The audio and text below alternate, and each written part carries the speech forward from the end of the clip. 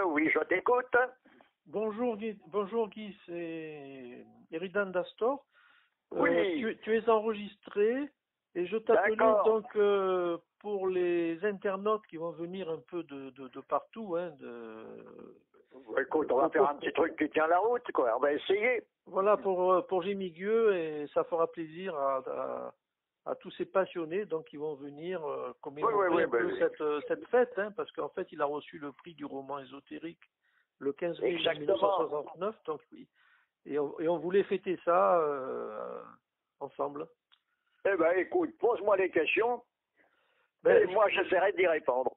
je voudrais que tu nous dises qui était Jimmy Gueux, quel était cet homme et Ah, qu'est-ce qu'il représentait pour toi. écoute, pour moi, Jimmy Dieu, c'était un extraterrestre. Tu sais, Ouais. malheureusement, j'ai eu, je dirais, le privilège, le douloureux privilège de faire son oraison funèbre. Nous nous connaissions, nous étions amis, nous étions plus qu'amis, nous étions frères. Bon, je te fais pas de dessin, t'as compris, quoi. Oui. Bon, moi, Jimmy, je l'ai connu, le nom de Jimmy m'est venu en 1954. Je venais juste d'être démobilisé, je venais de me farcir 4 ans de commando parachutiste, et nous étions quelques anciens sous-ofs de para ici à Nice, et nous avions plongé sur l'idée de rechercher les origines du phénomène OVNI. C'était très osé à l'époque parce qu'on pensait que c'était quelque chose de purement humain. Et alors, en réalité, c'est pas tout à fait ça, quoi. Donc, c'est en 1954 que j'ai commencé à entendre parler de Jimmy Gueux par des amis, par des copains, parce qu'il a eu une émission qui était très suivie. Pense peut-être que tu as eu des échos dessus. Il était à Marseille, il avait une émission qui s'appelait, je crois, Voilà la soucoupe ou un truc comme ça sur Radio Monte Carlo. Oui. Et je peux te dire que ça cartonnait. Et cette émission, il l'avait eue après un atterrissage qui s'était déroulé à Vins-sur-Caramis. Je ne sais pas si tu te souviens, Oui. c'était peut-être un peu trop jeune. Voilà, la pierre de Oui, Vins-sur-Caramis. je m'en souviens, oui. Enfin, je m'en souviens, j'en ai entendu parler, Guy. Oui. Voilà, son émission s'appelait As-tu vu l'OVNI? Alors Oui. ça a attiré des dizaines de milliers de téléspectateurs, et avec des copains, des anciens sous-ofs para qui étaient ici, on a dit tiens, ça c'est un truc fort intéressant, mais nous on pensait que c'était quelque chose qui n'était pas extraterrestre, mais c'était une arme nouvelle. Et puis à force de fouiller un peu sur le phénomène, de faire des recherches, de faire je dirais des analyses poussées sur les différents phénomènes, et dont certains avaient eu lieu dans notre région, nous avons compris que nous avions affaire à tout à fait autre chose. Et c'est là que nous avons commencé à suivre notre ami Jimmy Gueux, qui à l'époque c'était une vedette de Télé Monte Carlo. Lorsqu'il faisait ses émissions, il était écouté par des milliers je dirais même des dizaines de milliers d'auditeurs toutes les semaines, quoi. Voilà. Ça, c'est le premier contact avec le père Jimmy. Et c'est à ce moment-là où il a créé l'IMSA, alors, Guy. Ah non, l'IMSA, c'est beaucoup plus tardif. Oui. L'IMSA, c'est beaucoup plus tardif. C'est quelque chose qui date des années 60, 65. Là, il y avait l'idée. Oui. Et d'ailleurs, l'IMSA, c'est une association qui a été créée devant un notaire. Nous étions quelques fondus, je dirais, excuse-moi l'expression, de l'ufologie, et nous l'avons suivi parce que les idées de Jimmy, c'était de rechercher tout ce qui touchait aux mystérieux inconnus et à l'insolite. Et à l'époque, il y avait des gens comme Robert Charroux, je pense que tu as connu Charroux. Oui. Moi, Charroux était un copain. Et autour de Jimmy, il y a des noms que tu connais, c'est Alain Lequerne, Daniel Huguet, Feu Roger Luc-Marie, qui était aussi un grand copain à nous. Oui. Et puis, on travaillait avec Robert Charroux, qui nous a laissé énormément de documents sur le mystérieux inconnu, et Serge Hutin, qui lui était beaucoup plus, je dirais, non pas pragmatique, mais qui était beaucoup plus orienté vers le symbolisme et vers la franc-maçonnerie. Voilà, d'accord, très bien. Que dire, oui, est-ce que tu as connu le château de Montfort, Guy? Oui, tu sais, je suis un rêveur pragmatique. Oui. Quand j'ai 4 ans de commando parachutiste derrière moi, parce que les fantômes, je sais que le phénomène existe. Hein. Oui.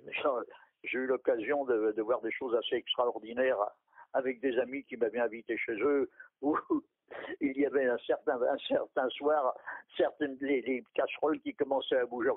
Tout ça, c'est un peu de la rigolade, tu vois, pour moi. Moi, ce qui m'intéresse, c'est le pragmatisme, c'est ce qui m'intéressait, c'est la démarche de Jimmy à la recherche du phénomène OVNI.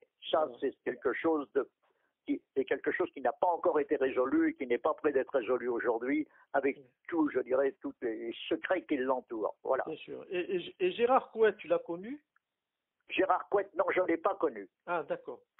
Je l'ai croisé, mais je ne l'ai pas connu. Connaître quelqu'un, c'est vivre avec c'est aller avec lui, comme on disait à l'IMSA, l'Institut mondial des sciences avancées, c'était de se rencontrer, faire un repas et ensuite travailler sur des phénomènes, et où chacun amenait, je dirais, chacun amenait sa petite je sais pas comment je ne peux pas dire ça. Chacun amenait ce qu'il avait découvert, quoi. Et puis on tentait de faire des analyses et des synthèses. C'est sympa, oui. Et le mot de la fin, quel est le message pour toi que Jimmy Gueux pourrait transmettre aux générations d'aujourd'hui et aux générations futures? Parce que aujourd'hui, il y a beaucoup de personnes qui seront là, qui n'ont jamais connu Jimmy Gueux, qui découvrent ses livres, et cette passion, elle est toujours là, Guy, elle est toujours vivante. Donc, quel est le message à ton avis? Alors écoute, moi c'est très difficile de te répondre à cette question parce que nous avons eu l'occasion de nous occuper du phénomène ufologique alors que tout ce qui se passait en France et ailleurs était révélé dans les journaux et dans la presse mondiale, je dirais. Or, aujourd'hui, il y a une censure absolue sur tous les phénomènes ovnis. Tu peux prendre des journaux depuis 1 an, 2 ans, 3 ans, les fouiller. Tu trouveras peut-être une observation et c'est tout. Tu sais, c'est un sujet tabou, hein. C'est un sujet tabou. Et moi, je pense que le phénomène n'a pas encore fini de nous étonner. Et tu sais, moi, je fouille un peu partout. J'ai des amis qui sont très pragmatiques, qui sont venus avec nous sur le terrain, qui ont fait des relevés sur le terrain. Et puis, j'ai des jeunes qui sont d'autres amis qui sont un peu plus légers, tu vois, qui sont qui vont chercher des thèses et qui sont un peu parfois farfelues.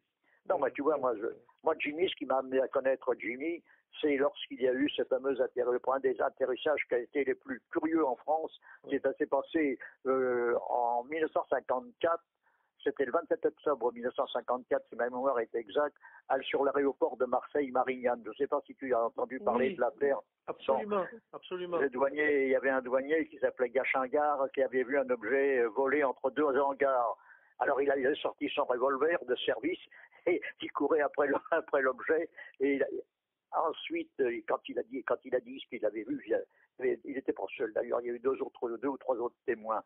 Et on a trouvé au sol, je ne sais pas si tu te souviens, des sortes d'objets métalliques qui avaient été récupérés après le passage de cet ovni. Exactement, c'était des bâtons de campanettes, de moutons. Non, là c'est des objets métalliques qu'on a trouvés. Hein. Oui. Voilà. Enfin, pour moi, Jimmy restera toujours un des maîtres de la science-fiction. Absolument. Il a fait rêver plusieurs générations de lecteurs. Et puis c'était surtout un garçon qui était plein d'humour et de gentillesse. Voilà ce que je dois te dire. Je te remercie, Guy. Nous penserons à toi aussi avec le groupe. Hein, tu coupes et puis tu fais un petit montage. Tu vas faire un montage avec ça. Oui, Guy, je t'en remercie. Hein? Bon, est-ce que tu te rappelles des 7 sauts du cosmos? Allô? Petit peu, oui. Bon, les 7 sauts du cosmos, alors je vais te dire un truc. Un jour, parce que j'avais déjà écrit pas mal en 68, je rencontre un gars et il me dit, Monsieur Tarad, je vais vous faire voir quelque chose. Et il vient avec une étoile à 6 branches avec tout un tas de symboles autour et il commence à la démonter. Il avait superposé différentes coupures, tu vois. Et il me dit, regardez, voilà, ça c'est les 7 sauts du cosmos. Et quelques jours après, le bouquin de Jimmy sort qui s'appelait Les 7 sauts du cosmos. Alors je prends le téléphone à Jimmy, je dis tiens, j'ai rencontré un gars qui m'a laissé quelque chose. Rappelle, d'après toi, comment ça s'appelle ce qu'il m'a laissé? Lui, je sais pas, il dit si c'est les 7 sauts du cosmos, il faut que je t'envoie tout ça. Et je lui avais envoyé tous les documents. Voilà. Je te souhaite un très bon week-end et tu salueras tous nos amis ufologues de ma part. Mais je t'en remercie. Je t'embrasse, mon frère. Bisous. Au revoir, Guy. Merci.